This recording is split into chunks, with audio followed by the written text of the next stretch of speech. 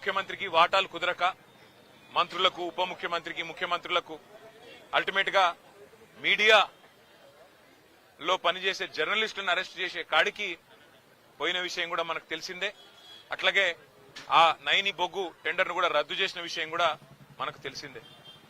మొన్న మా పార్టీ అనుబంధ సంస్థగా ఉన్న తెలంగాణ బొగ్గు గని కార్మిక సంఘం మా పార్టీ కేంద్ర కార్యాలయం తెలంగాణ భవన్లో ఒక సమావేశం పెట్టుకుంటే అందులో అన్ని విషయాలు ప్రస్తావనకు వచ్చినాయి.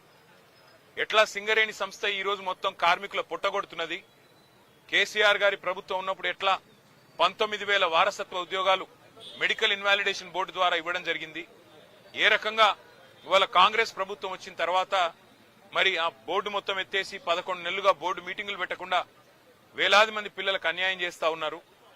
అన్యాయం చేయడమే కాకుండా గతంలో కేసీఆర్ ప్రభుత్వం ఇచ్చిన ఉద్యోగాలు మెడికల్ ఇన్వాలిడేషన్ కింద 19,000 ఉద్యోగాలు ఏదైతే ఇచ్చారో వాటి మీద కూడా విజిలెన్స్ ఎంక్వైరీ చేపిస్తామని చెప్పి అసెంబ్లీలో ఉప ముఖ్యమంత్రి బట్టి విక్రమార్క గారు ఏ మాట అయితే చెప్పారో ఇవన్నీ కూడా ఇవాళ సింగరేణిలో కార్మికుల్లో అక్కడుండే ప్రజల్లో కలవరాన్ని రేకెత్తిస్తా ఉన్నాయి. అదే సమావేశంలో మా సోదరుడు మాజీ ఎంపీ ఆ పెద్దపల్లి పార్లమెంట్కి అట్లాగే మాజీ ఎమ్మెల్యే చెన్నూరు సోదరుడు బాల్కా సుమన్ గారు కార్మికుల ఆవేశాన్ని కార్మికుల యొక్క ఆక్రోశాన్ని దృష్టిలో పెట్టుకుని మరి మాట్లాడిన విషయం మీకు తెలుసు. ఇవాళ ఈ ప్రభుత్వానికి ఎజెండా ఒకటే, అసలు విషయం మరుగున పడడానికి, అసలు విషయాన్ని బయటికి రాకుండా చేయడానికి, సింగరేణిలో జరుగుతున్న కుంభకోణాలను బయటికి రాకుండా ప్రజల దృష్టికి రాకుండా చేసేందుకు విషయాన్నంతా గోల్ తిప్పి సుమన్ ఏదో అన్నాడు అని చెప్పి ఇలా లోపల పెట్టే ప్రయత్నం చేసినారు. వాళ్ళ చెంచల్ కూడా జైల్లో పెట్టారు. మరి ఆయన మీద ఇష్టమున్న కేసులు ఇష్టమున్న సెక్షన్లు కూడా పెట్టినారు. చివరికి మెజిస్ట్రేట్ గారు కూడా మందలించి పీడీపీపీ ఎట్లా పెడతారు మీరని చెప్పి తీసేసిన పరిస్థితి మనం చూస్తా ఉన్నాం.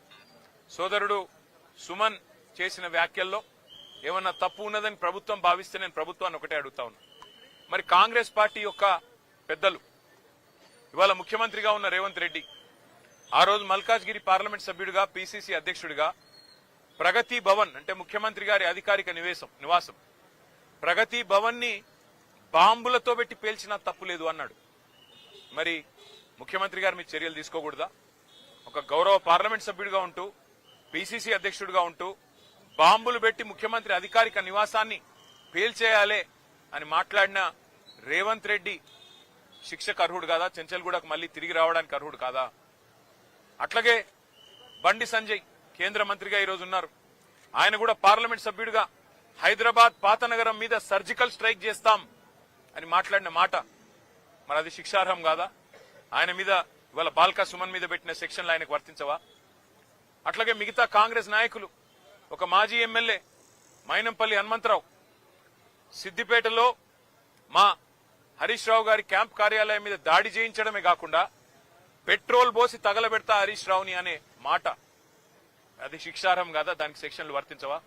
వాళ్ళ జడ్చర్ల ఎమ్మెల్యే అనిరుద్ రెడ్డి అక్కడ ఉండే ఒక కంపెనీని పెట్రోల్ పోసి తగలబెడతా అంటే అక్కడ శిక్ష ఉండదా? అంటే కాంగ్రెస్ లో ఒక నీతి, మా సోదరుడు బాల్కా సుమన్ గారికి ఇంకో నీతా? ఎందుకు మీకు ఇంత కోపం బాల్కా సుమన్ మీద? ఉద్యమంలో ఆ రోజు 220 కేసులు పెట్టారు సుమన్ మీద. మళ్లీ చూస్తుంటే ఆ రికార్డు బద్దలు కొట్టాలన్న ప్రయత్నం ఏమైనా చేస్తున్నట్టు కనబడుతున్నది. కానీ ఏదేమైనప్పటికీ ఒకటి మాత్రం పక్కా, సింగరేణిలో జరుగుతున్న బొగ్గు దోపిడీ, సింగరేణిలో ఏదైతే మొన్న మా నాయకులు బయటపెట్టినారో 40 లక్షల మెట్రిక్ టన్నుల బొగ్గు తీయనిది తీసినట్టు చూపెట్టి ఇవాళ 1600 కోట్ల గోల్మాల్ కార్యక్రమం ఏదైతే చేస్తున్నారో, సింగరేణి కార్మికుల పొట్టగొట్టే విధంగా బోర్డు పెట్టకుండా ఏదైతే సతాయిస్తున్నారో, విజిలెన్స్ ఎంక్వైరీ పేట వేధిస్తున్నారో, మీ కుంభకోణాల నుంచి దృష్టి మరల్చడానికి ప్రయత్నం చేస్తున్నారో దీన్ని వదిలిపెట్టం. మా సోదరుడు ధైర్యంగా ఉన్నాడు. శ్రీనివాస్ యాదవ్ గారికి, సుధీర్ రెడ్డి గారికి, హర్షవర్ధన్ రెడ్డి గారికి మేము పోతే సోదరుడు చెప్తా ఉన్నాడు, నా గురించి బాధపడకండి, సింగరేణి కార్మికుల మీద దృష్టి పెట్టండి. మా వాళ్ళు ఆక్రోశంతో ఉన్నారు మంచిర్యాల జిల్లాలో, మా ఆదిలాబాద్ జిల్లాలో, రామగుండంలో, మీరు దాని మీద దృష్టి పెట్టండి అన్న, వాళ్ల కోసం కొట్లాడండి, నాకు జైలు కొత్త కాదు అని చెప్పి తమ్ముడు చెప్తా ఉన్నాడు. మాకు జైళ్లు కొత్త కాదు, పోరాటాలు కొత్త కాదు, మీరు పెట్టే కేసులు కూడా కొత్త కాదు. కానీ మేము మాత్రం వదిలిపెట్టం. రేవంత్ రెడ్డి గారు చేస్తున్న ఈ అన్యాయాల కుంభకోణాల నుంచి తప్పకుండా రేపు నేను ఉత్తరం రాస్తాను కేంద్ర బొగ్గు గనుల శాఖ మంత్రి కిషన్ రెడ్డి గారికి.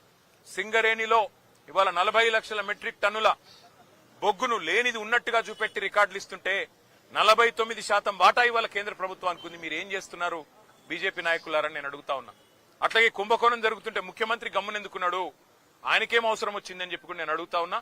తప్పకుండా నిజం నిగ్గు తేలేదాకా మా సోదరుని కావాలంటే జైల్లో పెట్టుకోండి, ఇంకో వారం రోజులు ఎక్కువ పెట్టినా తను తయారుగానే ఉన్నాడు, మాకేం భయం లేదు. కానీ వదిలిపెట్టం ఈ అక్రమాలు అన్యాయాలు సింగరేణి కార్మికుల తరఫున తప్పకుండా ఈ ప్రభుత్వాన్ని నిలదీస్తూనే ఉంటామని చెప్పి మీకు తెలియజేస్తూ అందరికీ ధన్యవాదాలు. థాంక్యూ.